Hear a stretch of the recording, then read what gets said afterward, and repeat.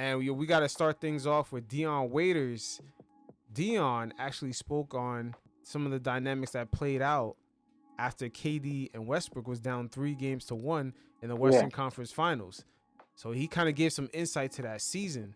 Surprisingly, he let it be known that guys were not as close as we thought they were. Because of course everyone knows that KD left Russell Westbrook hanging. He went to Golden State. But at the end of the day, Dion is letting everyone know, hey, these guys, they weren't really best of friends when I first got there. Yeah. And then, that season ended with us blowing the 3-1 lead. But yeah, let's check out what some of the insight Dion gave us on the Russell Westbrook KD dynamic when he first showed up to OKC. I learned how to be a pro there, but there's a lot going on. Like, you got superstars over there. And just a lot going on, bro. Like, from the outside looking in, you're thinking it's one way until you get there, and it's not what it really seems to be. Like, guys like got along, but when you watch it from afar, like guys are closer than what it's like guys are closer from afar, and then when you get there, it's like whoa, I mean, damn, I'm thinking, but we still should have went to the finals. Up 3-1, freaked it off. I hate talking about it. But OKC just was like, there was a lot going on, bro. It was a lot of different,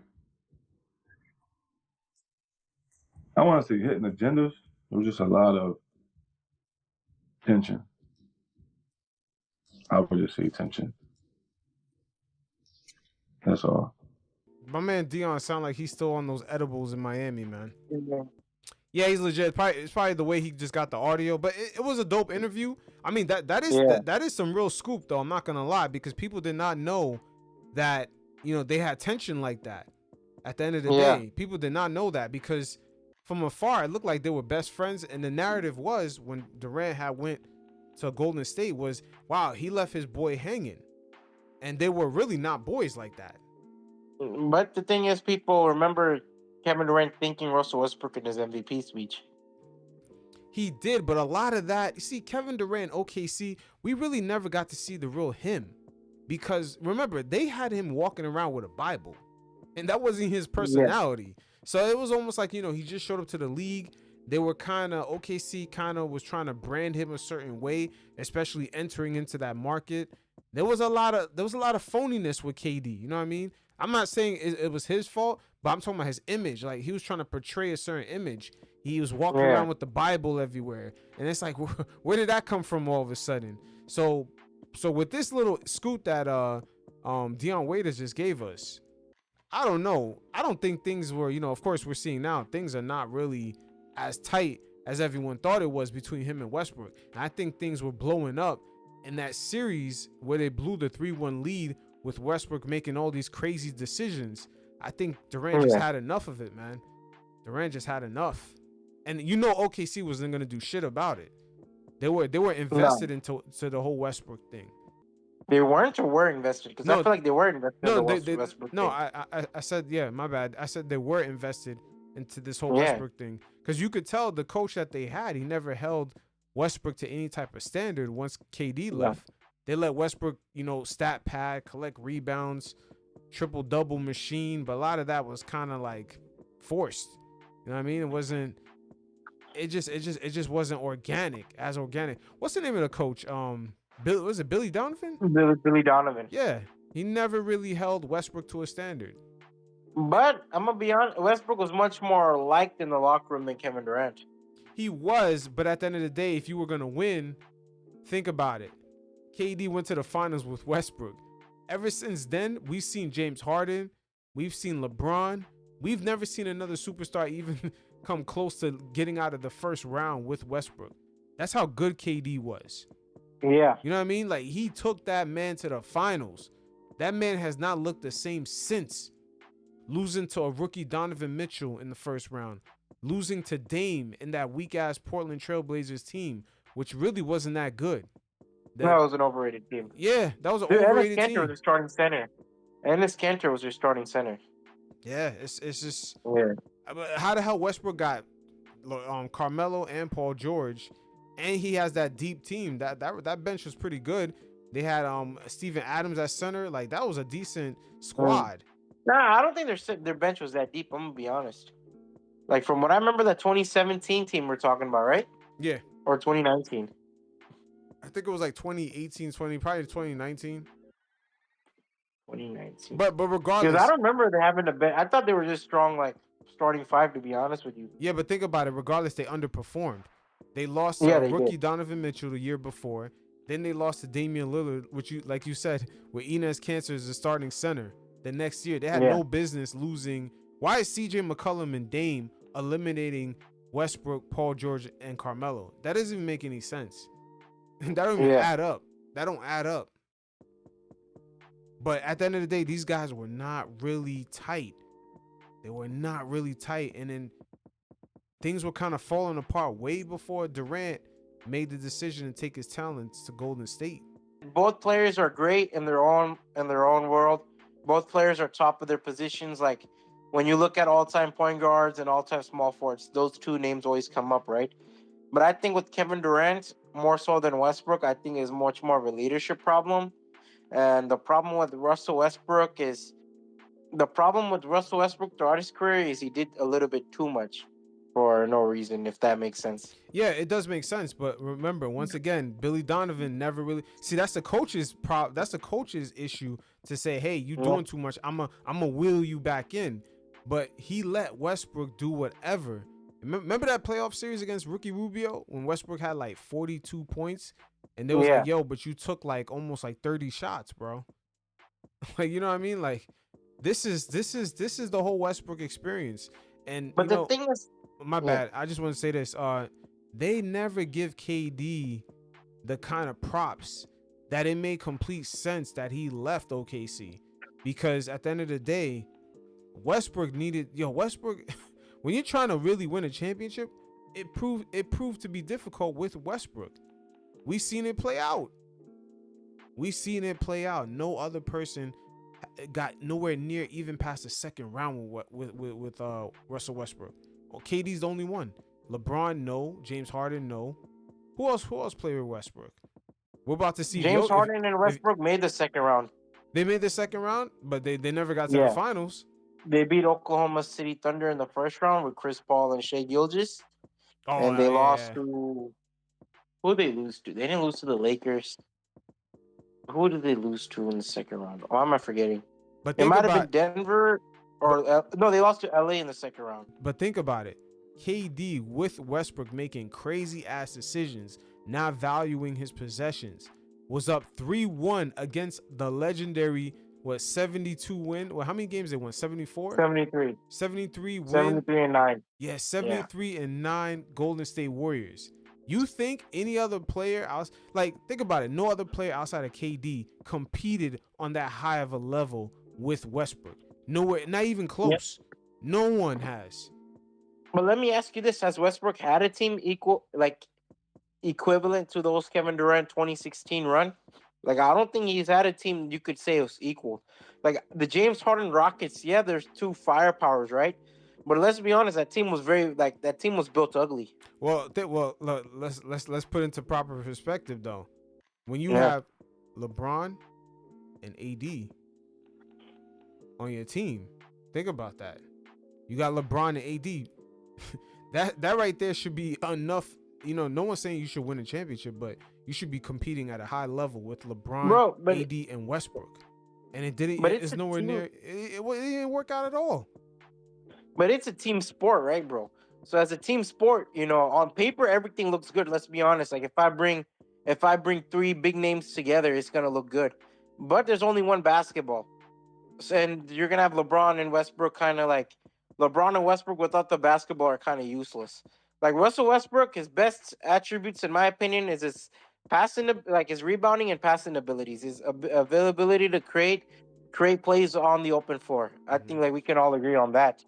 So when you take that away from him, it's not going to work. And I think with Daryl Morey and how he constructed the Rockets, after trading Chris Paul, you trade away Clint Capella. I don't see how that was sustainable and winning a championship. And I don't think the Washington Wizards, they weren't a legitimate team by any stretch of the No, imagination. yeah, we're not counting them, but Yeah. I find it hard to believe to say, the OKC Thunder team had better Yeah. had a better combination of talent than AD and LeBron. Yeah, they did. Because, like, look at the 2016, okay, Russell Westbrook and Kevin Durant, the best players in the world, right? We can all agree on that. So you would have to take out Kevin Durant from the equation and Yeah, put in but AD then you and got LeBron. Steven Adams and Enes Kanter were big in that San Antonio series that year, right? Mm-hmm. Where the Stash brothers and all those became famous. Andre Roberson, a good defender at the time. You had Dion Waiters, who was a good role player. Let me pull up that roster. But let me ask you a question. With that same team, let's take out KD. Let's put in LeBron or AD. Do you think they're gonna be up 3-1 against that Golden State Warrior team? With Russell Westbrook and Anthony Davis? Or no, take out Anthony Davis, Russell Westbrook and LeBron. So No. The only player we took out was KD. We take KD out from that exact 2016 OKC team. And we replace him with LeBron. Will they be up 3-1 against Golden State? No, because those two, the two personalities contradict each other. True.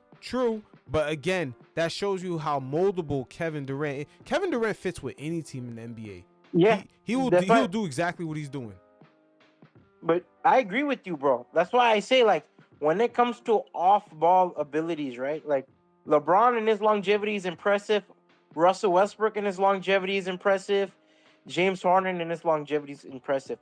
But you have to give flowers to guys like Steph Curry and Kevin Durant, who don't need the ball to show their longevity, who can find their spots on the court, which is why they work with everyone.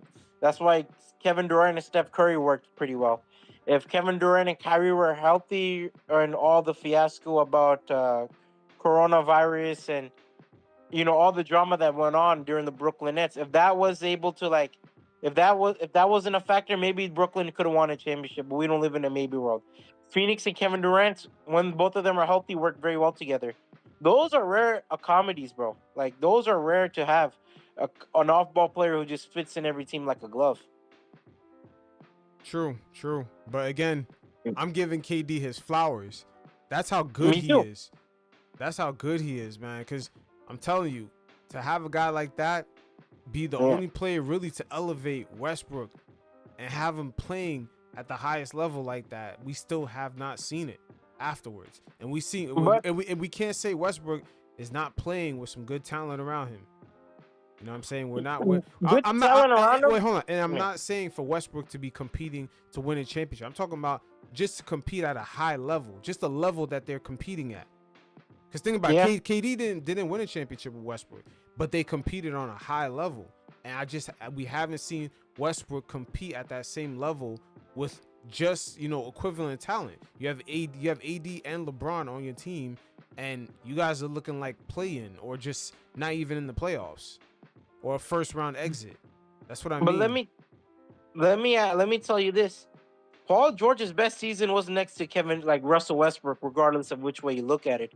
So I do believe in, I think a lot of people don't like to give Russell Westbrook his flowers.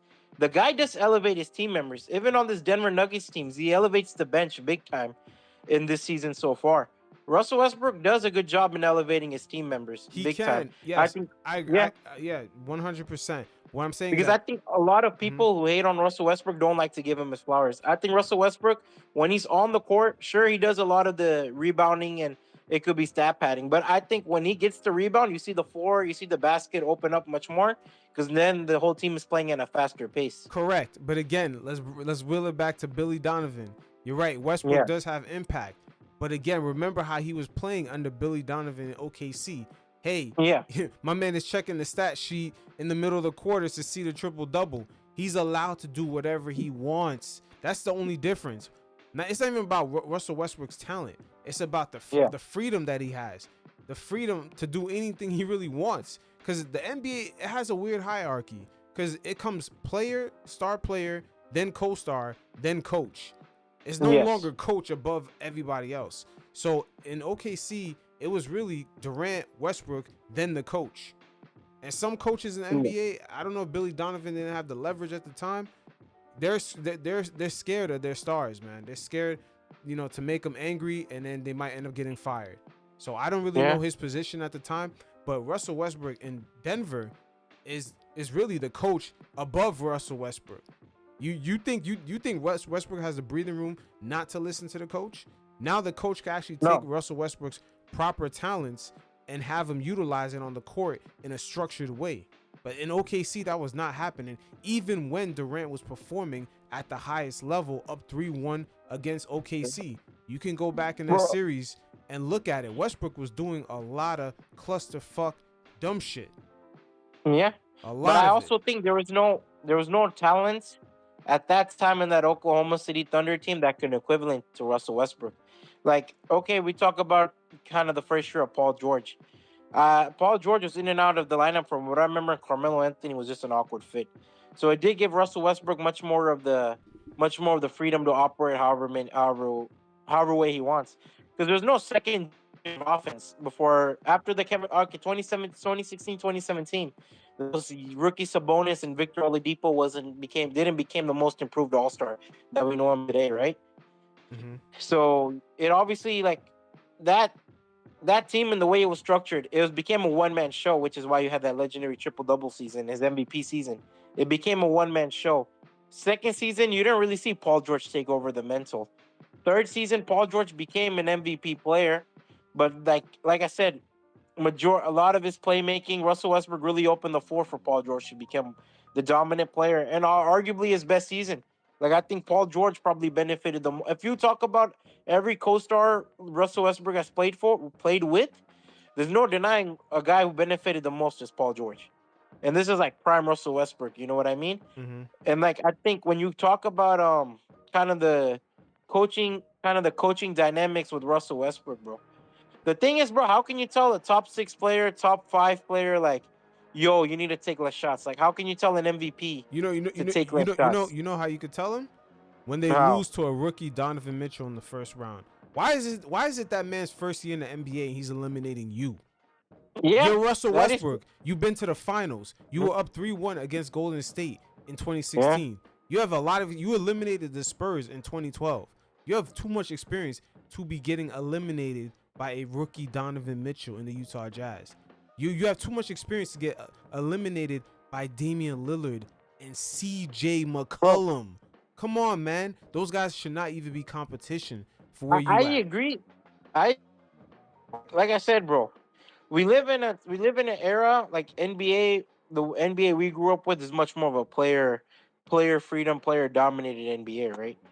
So it's just hard to imagine someone telling the MVP of that year, like, yo, please take less shots. You know what I mean? Yeah, but everybody already knew. There's so much footage of Russell Westbrook counting the rebounds. I mean, how do you get more 100%. rebounds than Steven Adams? 100%. You know what I mean? Like, this whole storyline with Russell Westbrook that season after Durant left, we all know he was gonna get the MVP, even though James Harden was the real MVP. James Harden should have had back-to-back MVPs. He was the real Kawhi MVP had an that year. incredible season that year too. Who? Kawhi had an incredible season 2017. True, but James Harden should have had back-to-back MVPs. that was his MVP year. But at the end of the day, the storyline like I said, was what the writers wanted. They wanted that storyline. Yeah. But even if he didn't win the MVP, he was still a top 5, top 6 player in the league. That season he took the most shots out of anyone in the NBA. He was leading score. I think he was the leading scoring champion of that year. But you look at it, like, he took the most shots. We say, like, he took the most shots that season. I can probably name like 5 or 6 players maybe better than Russell Westbrook in 2016, 2017. LeBron, Kevin Durant, Steph Curry, Kawhi Leonard, James Harden. That's it. We're not denying that he was a top player, but you have to look at it. Like his stats, man. Like, there's no doubt there was a lot of stat padding that season. Oh, 100%. Bro, that's the problem with ball-dominant players, regardless of whatever you want, which way you want to take it. A ball-dominant player can't lead you to a championship because now you have to watch one-on-one basketball every possession, right? Every possession gets milked out. Defenses get tough. Russell Westbrook, James Harden, Luka Doncic, they're just a part of that. They're just a part. That's always going to remain a problem as long as they don't fix it, as long as they don't adopt an off-ball game, and that's always like that. I think I'm repeating myself. Hold on. Due to the lack of off-ball, due to the lack of an off-ball game, Mm-hmm. they're always going to deal with the problem of defenses closing them out and them getting tired late in series. Because we see that with Russell Westbrook, we saw that with Harden, we see that with Luka. True, but Yeah. those guys, man, those guys actually competed at the highest. Like Yeah, they got to further deeper in the playoffs, man. Like it's different levels. Even that MVP year Russell Westbrook won, they got eliminated 4-1 by the Rockets, man. Like yeah.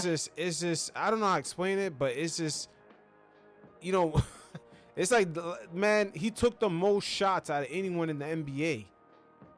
Look, Like people used to Russell get triple Westbrook. doubles in the flow of the game, bro. Yeah. In the flow of the game. My man is stat padding. He's doing what LeBron is doing now at the end of his career. Just stat padding. Look, Russell Westbrook is box office in the regular season, but he is one of the biggest, if not the biggest, like droppers in the playoffs. Yo, but what does that say I'm about not gonna Durant like. though?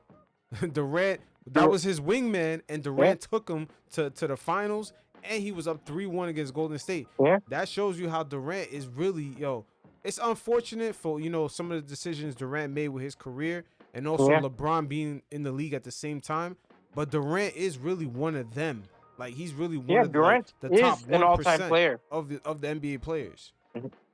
but I just don't think like I think the thing with Durant is I think what Russell Westbrook's good at is taking over the mental Yeah, of the team, if that makes sense. yeah. Like Makes total you sense. need a guy in your locker room. You have Russell Westbrook, and teams will respect him. With the problem with Kevin Durant is throughout his career, I don't think he's a confrontational guy. Him or to be honest with you, I don't view them as confrontational guys in their careers. Correct. You're right. Yeah. Yeah, he might not have he has the talent of a captain, but he might not have the He doesn't have that personality. mindset because I think when the what showed that is with the Draymond situation True. when they had the falling out, and I think with Kawhi, you see it with the Clippers every other day. Like he doesn't have that mentality of like just getting the team to rally behind him. You saw that with the 3-1 lead. It's easy. Look, it's easy to rally around a team when you have guys like Tim Duncan, Tony Parker, Manu Ginobili, guys who will have established an Hall of Fame career. Or even when you go to Toronto, where you have Kyle Lowry, what's it, Fred Van Vliet. These guys made deep playoff runs before you even got there. Hmm. So those guys know how to like rally behind their first star. So and Serge Ibaka, obviously. So it's just the dynamics change, and I think Kevin Durant and Kawhi, they're revolutionary talents, but I just don't think they have it in them to make their team like I don't think they have it in them to like lead a team. Where I think Russell Westbrook always had it in him, but I think Russell Westbrook's biggest flaw is his game. While Yeah, it's Russell his Westbrook's game. biggest game is his team game, I think his biggest. I think you know what? It's a double-edged sword with Russell Westbrook. I think his ability to get the rebound and create plays is a great, but I think with Russell Westbrook, a large portion of his game is his assertiveness. He's aggressive, which makes him one of the best players to ever play. But that's also been his downfall, is his aggression. Yeah, his aggression and yeah, you're right. That Yeah. that that's a great analogy. But you're right. Yeah. He does have the mental fortitude and like the personality, the charisma, probably, the people, the way they're motivated by him. I don't think Kevin Durant has that. But Because these Denver guys like him. I wrote an article on Russell Westbrook a couple of days ago. These Denver guys like him in the locker room. I wrote like an article on Russell Westbrook, and I watched their games. The locker room guys, they like him in Denver. yeah, Like they they like do. being around him. They do. Yeah. They do. But again, KD is the only one to really take him to a whole nother level. We'll see, how Denver uses him, but he's in a complete different situation in Denver. Again, the coaching hierarchy is above him now. He's not Yeah. above it. You know Well, what I mean? he's the fifth guy on that team now. Yeah, and I'm pretty sure Jokic, you Yeah. know, the way Jokic is, he's not gonna want to have too much of a higher hierarchy than the coach. Yeah. You know what I'm saying? Like he doesn't Yeah. want to have too much power above the coach. He's gonna let the coach coach.